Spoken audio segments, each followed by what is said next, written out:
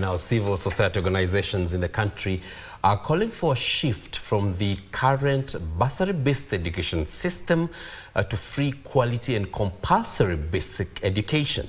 The organizations argue that should the new approach be adopted, all Kenyan children would have access to the education they deserve.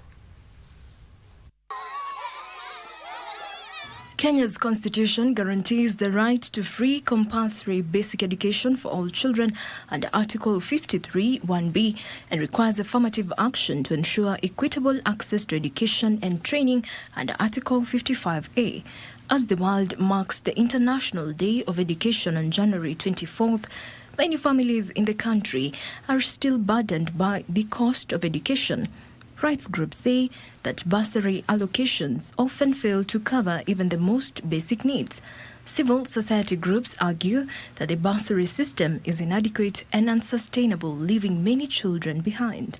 Current framework makes education inaccessible for many students, particularly those from low-income families.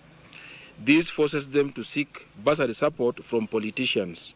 Often, they receive meager amounts, such as 3,000 Kenya shillings, which barely cover a fraction of their actual expenses.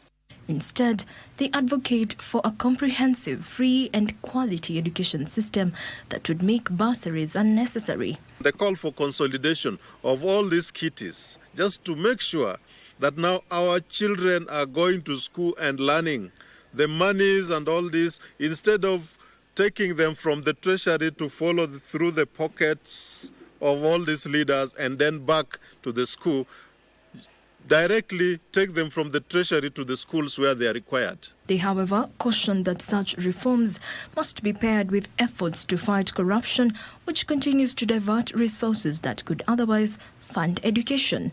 What we need is proper enforcement of the guidelines, and there will be no need for bursaries anyway if the resources allocated for education were properly applied.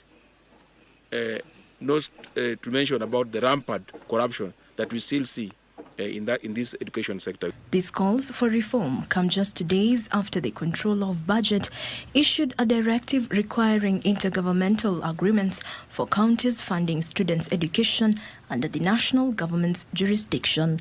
Jacqueline Masharia for Easy Friday.